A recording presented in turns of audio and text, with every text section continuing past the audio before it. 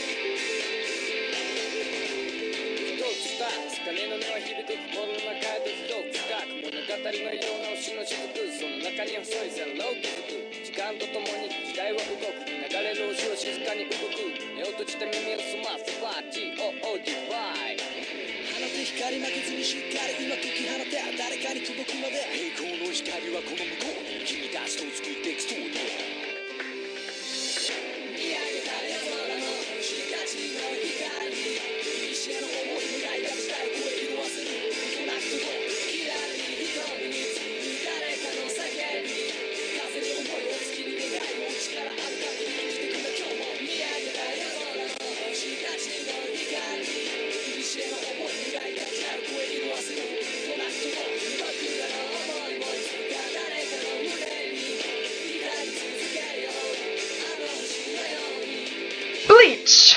Heat the Soul for the PlayStation Portable. A game which, as you may be able to guess, was released only in Japan. Thus, everything is in Japanese. Well, okay, not everything is in Japanese. As you can see, the Bleach logo, the press start prompt, and even the copyright information down the bottom there is in English. Even the menus seem to mostly be in English, allowing even the unilingual, such as myself, to navigate with relative ease.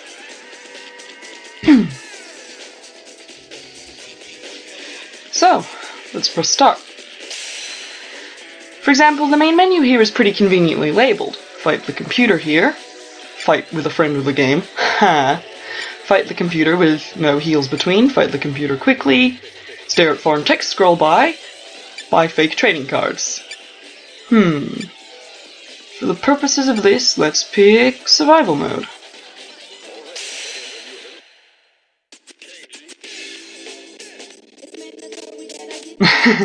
Listen to the emulator stutter. It's like one of those old record players.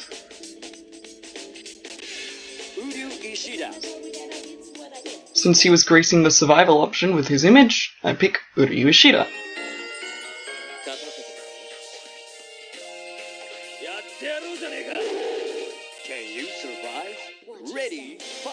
So as you can see, this is an arcade-style fighter. I would hesitate to compare it to most others, like Street Fighter or Tekken or anything like that, though, as the controls aren't prohibitively complicated. You have the D-pad for movement and 4 face buttons. A normal light attack, a heavy, sometimes magic attack, a jump button, and a gather energy button of some kind. It's hard to tell what they all do when you can't actually read the explanations.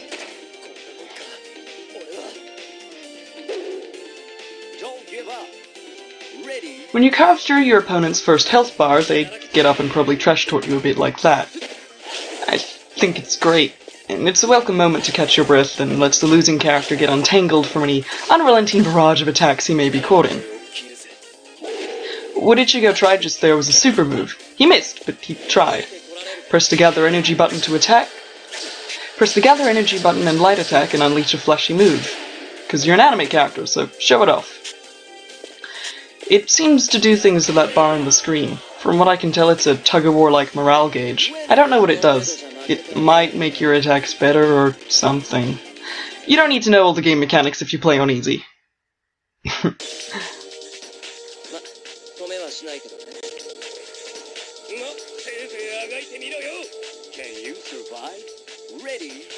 So this game is a pretty small cast list, consisting only of the core human characters plus Rukia and Renji here. Ichigo's story mode ends with him fighting Renji. Then Byakuya Kuchiki uses his magical cutscene powers to defeat you. It's exactly as abrupt and unsatisfying as it was for Ichigo in the anime. I guess I'll go into the controls a little more. Just don't expect me to show off all the moves for you, because this is footage I've already recorded and I'm reading from a script I wrote. I'd love to play and speak simultaneously, but I'm not buying a headset microphone or any equipment like that for something I haven't even tried yet. But I digress. Basically, if you've played a Super Smash Bros. Game, you'll figure out the controls pretty quickly. The light attack button does one attack, heavy attack button does another, but if you're moving the D-pad in a direction before you press attack, you'll do a different attack. Pressing up usually attacks upwards at aerial foes, pressing forward is often a longer range attack, and pressing down lets you kick your opponent while they're down. Glorious anime super moves. If that all sounds so obvious you're wondering why I explain it, then good. A good control scheme should be obvious and easy to figure out. I mean, look at the combo list. There isn't a sequence longer than 5 buttons, and that's just XXX followed by O. Have you seen some of the combos for popular fighting games? To a player that hasn't devoted several hours to one character, the combo list can be a labyrinth of timed or held button presses, precise directional inputs. If controls are complex and actions aren't intuitive, then you end up with a game that's frustrating to learn how to play. Guess I could give an anecdote.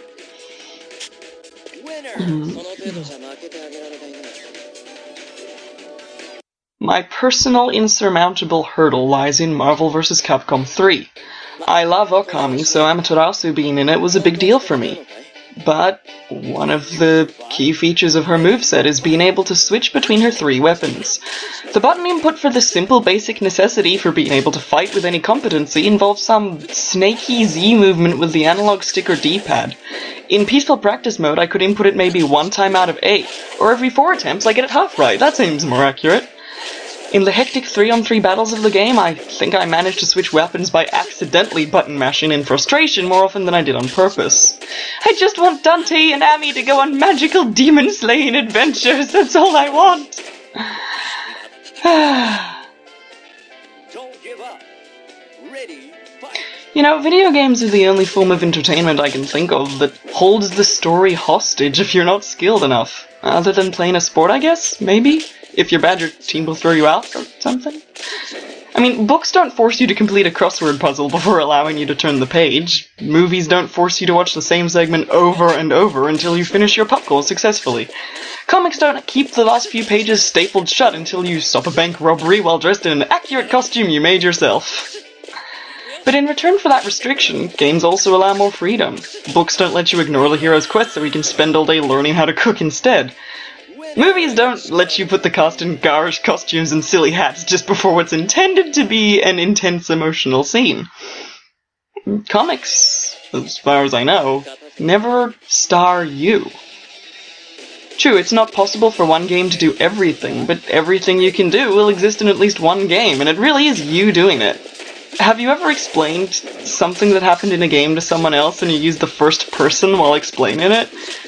For example, "Dude, that truck came out of nowhere! He nearly bit my face, clean off! It's a good thing crocodiles aren't immune to shotgun shells!"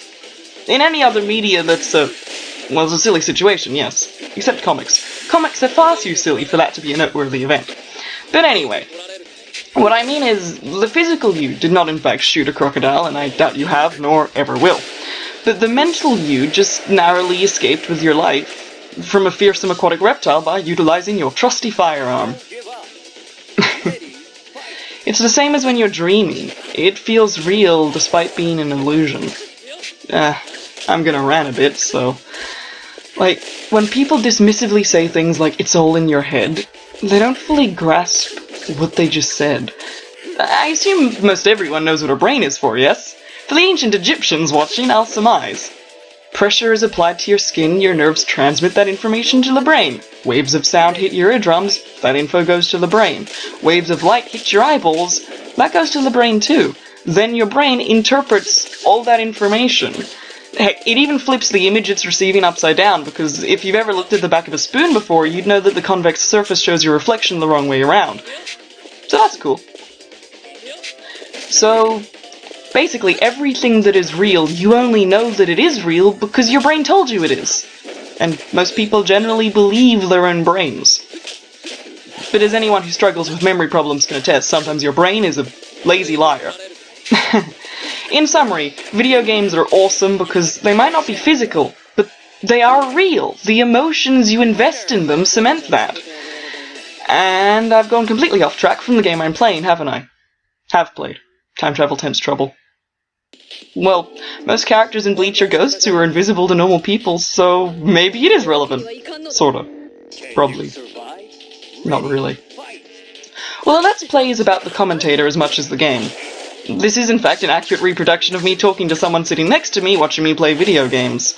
So if you've ever wanted to watch someone play very Japanese games while talking about biology and psychology with a high school level understanding, congratulations! I guess. Glad I could itch that scratch for you.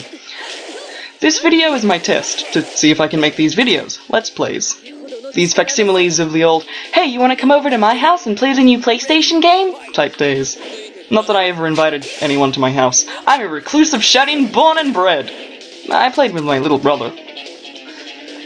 You know, if you have mental health problems and someone dismisses them as unreal, it's all in your head, feel free to, option 1, point out, you already knew mental issues stem from the mind, thanks, jerk. Or, option 2, explain that physical pain is also a construct of the mind. And it's possible to overcome and ignore pain utterly if you only use enough willpower. Then option 2b, punch them in the kidney and tell them never to dismiss your very real problems as fake, jerk. Disclaimer, please don't lecture or punch people because a disembodied voice on the internet told you it was okay. Please don't do anything to get in trouble with authority figures or the law. Stay in drugs, don't do teaching, brush your school every day. Oh. I guess that's the end of survival mode. Well, that's that. Hard to be enthusiastic about a high score in a game mode I haven't previously played. Keeps eating my save data. I hope you enjoyed watching Uryu beat up his friends. Or if you haven't seen Bleach, I guess it's just a teleporting guy in glasses with a neon rave bow and arrows beat up a strawberry blonde guy with a giant sword, a red head with an extending sides-changing sword, himself, but in a black version of the outfit he's wearing, a tall tan guy with a weird glove, then getting beaten up by a tiny magic school girl. And by the way, we got money points we can buy collectible cards with. What do these cards do? As far as I know, nothing. You just collect them. Like, real ones. You can choose these 4 face-down cards which you want to buy. Well, that's what it seems like. In this case, we can buy this card of Chad. It shows the others now, so you might say, oh, I wish I picked that other one instead. Well, it wouldn't have mattered. I'll load my save, and... same card. Same card's teased, just behind it. Try a different one?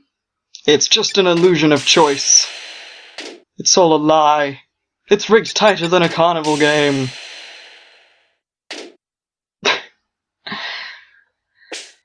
Yeah, there are a lot of cards that you can gather in this game. Seems like it would take a lot of time to collect them all. I guess you could collect them just for the art. They're nice pictures. Well, that's about it. There is a story mode, but I can't read it, so I don't know what's actually going on in them. Chad's story, though, I think I can suss out through context. He sees the cute mascot character of the game, that guy. The animate lion plushy Cone. He chases after the cute thing, wanting to hug him and squeeze him and probably have a tea party with him. Cone is terrified of the mostly mute mammoth and flees in terror, quickly convincing other playable cast members, these guys, to fight off his pursuer. So you beat them up. Because that's a good reason to beat someone up. For ownership of an adorable plushie. I'm sure you can unlock Renji to play, but I'm not sure how. Probably goes in that big, conspicuous space on the character select screen. Well, that's about it. Thanks for watching, friends and family. Possibly other people out there on the internet listening to a stranger talk over game footage recorded with a cruddy laptop.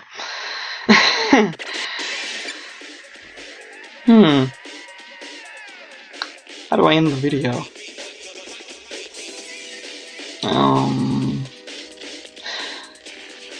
You know, I haven't clicked on the movie option in Appendix yet. I guess I'll check that out.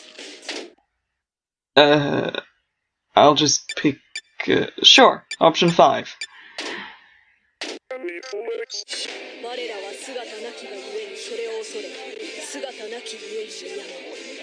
て刃は振り下ろされる。ブリーチ DVD 死神大公編1好評発売 Huh. 中 Trailer for the anime. Cool. I guess that's a good note to end on. Go watch Bleach!